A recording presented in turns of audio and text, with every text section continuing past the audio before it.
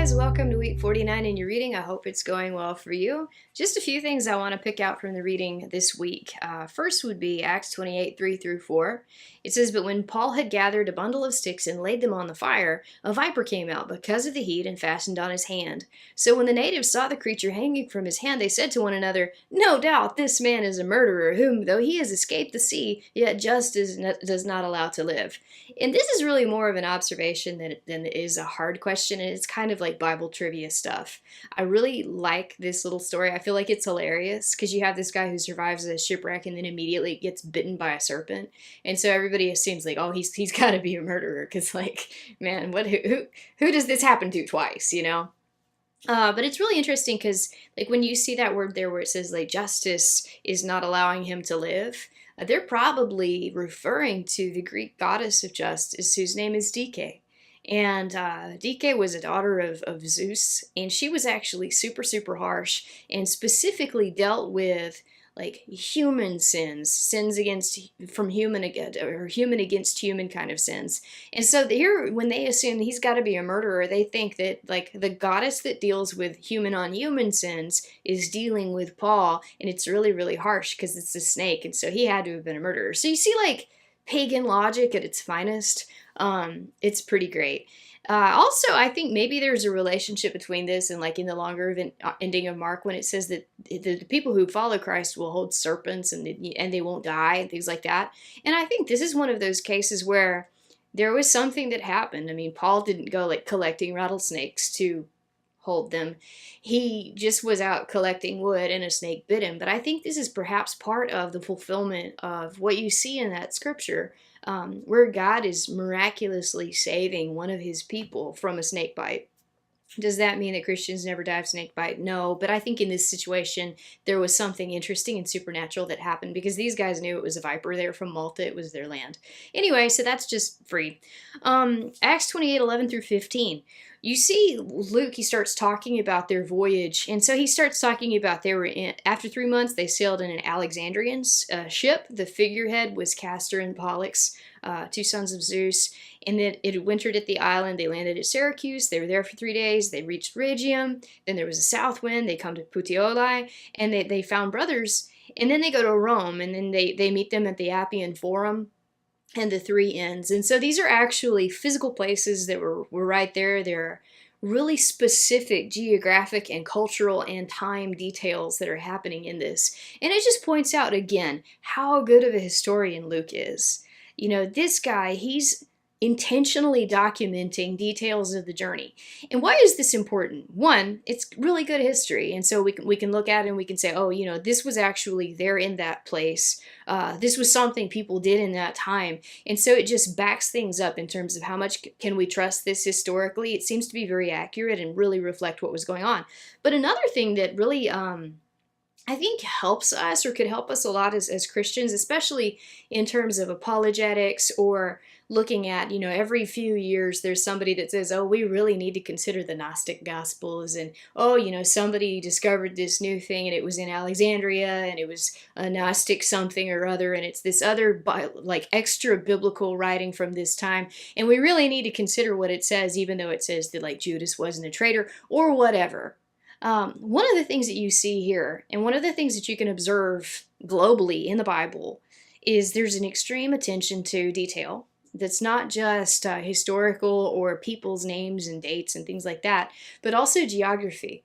So when you look at the Bible, how frequently it says that they went up to Jerusalem. And, you know, there are people who look at that and say, oh, well, if you're coming from, you know, Galilee, you're not going up to Jerusalem, you're heading south. No, you're going up and heading south. You head south and then you go up. The elevation is up. So for the Jews, anytime they went to Jerusalem, they went up to Jerusalem. Why? Because they were physically experiencing the journey upwards. And so that's why they talk about it that way.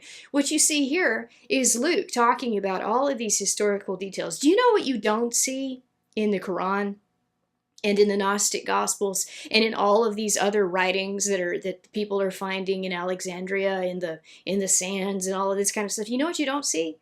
These kinds of details. You don't see geographical details. You don't see an evidence of an actual lived geographical knowledge. You know, it's like somebody who lives in Memphis and they're talking about the traffic at a certain point on I-240. That's how you know they've been in Memphis, right?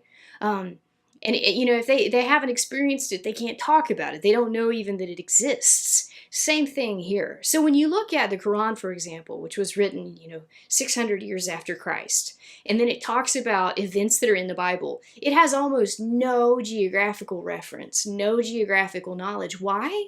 Because the people that are putting together the Quran and Muhammad, who's receiving it supposedly, he had never been to those places. He had no real experiential knowledge of the place. When you look at these Gnostic books as well, they have almost no geographical references. Why? Because those people had never been there. And so when they write about something and they say, oh, it was in this place at this time, but they can't back it up because they were never there. You see that Luke is writing about this in a very natural way because he was there, he saw this happen, he was in that place, and he knows what was there at the time that he was there. So, sorry, that was very circular, but what we see here, and what we see as we observe the Bible is that people were genuinely there.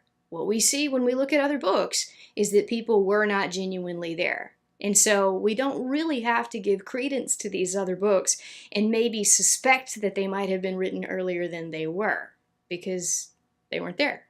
And you can see that because of what they leave out. So anyway, I hope that helps.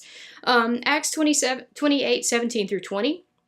Just want to draw your attention here. Paul, he calls the Jewish leaders together and they talk together, and just look at how he addresses these guys. He says, men, brothers, I've done nothing against our people or the customs of our fathers. Yet I was delivered as a prisoner from Jerusalem into the hands of Romans, who, when they had examined me, wanted to let me go because there was no cause for putting me to death. But when the Jews spoke against it, I was compelled to appeal to Caesar.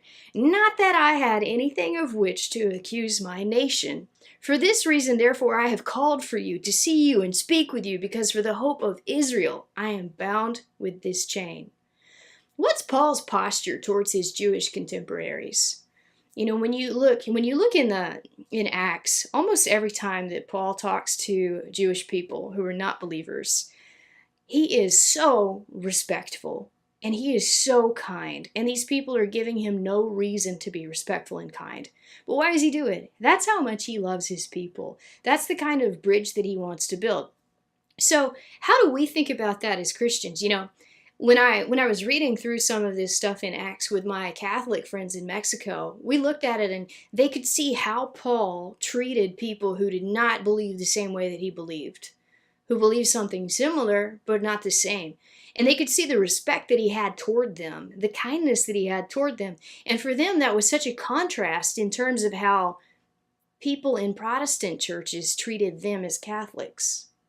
Because when they met people who were Protestants who had come out of Catholicism, they would treat their Catholic neighbors, I won't call them friends because they didn't treat them like friends, they would treat Catholics as somebody who is lesser than, somebody who is not important, somebody who can be made fun of. And so there was no respect whatsoever. So when my Catholic friends who had experienced that kind of treatment at the hands of people who were saying that they're followers of Jesus, when my Catholic friends saw that the way that Paul approached Jewish people, they thought it was incredible. And for them, it was a relief, and it was also an encouragement.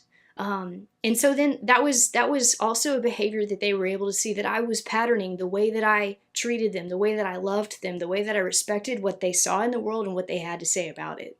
And so when we look at this, there's a lot that we can observe from the way Paul treats the Jews, and there's a lot that we can mimic as we maintain a posture toward people who perhaps are very religious or perhaps aren't, but who don't believe the same things that we are.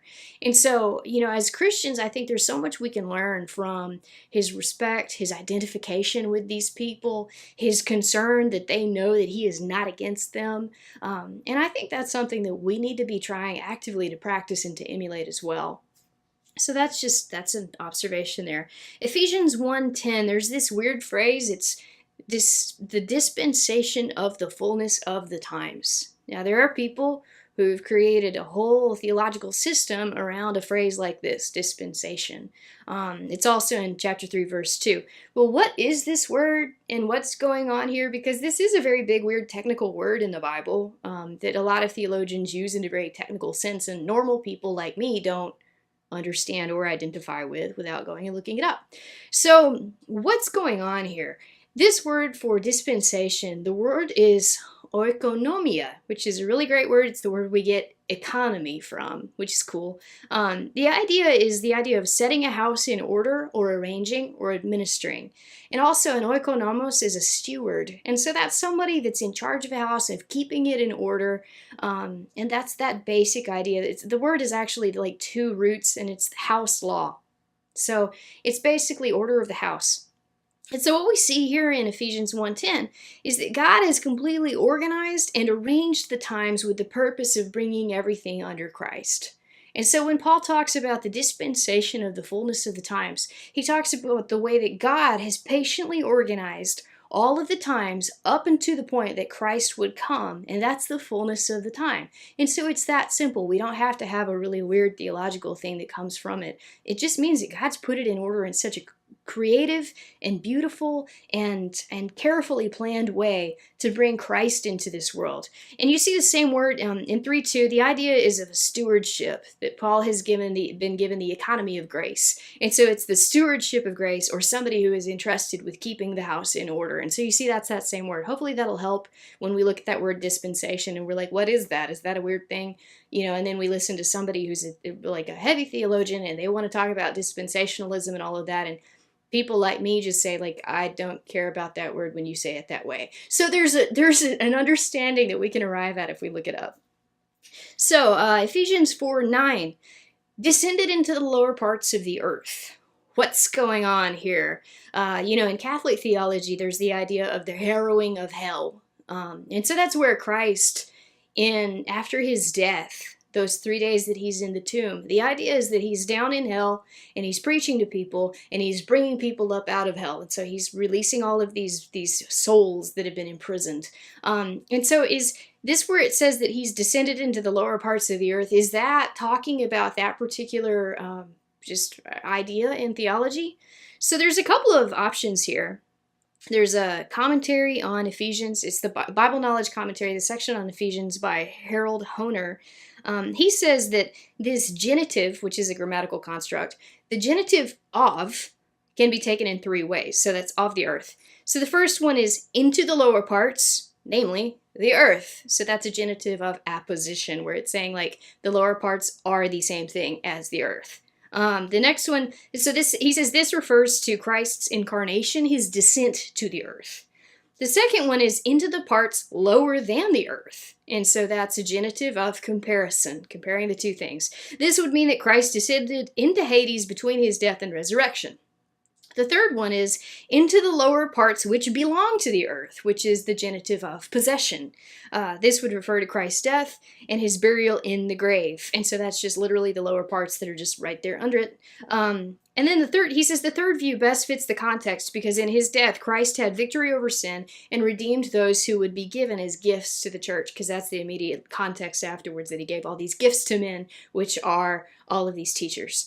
And so he thinks that it's probably the third, that it was Christ's death and burial in the grave.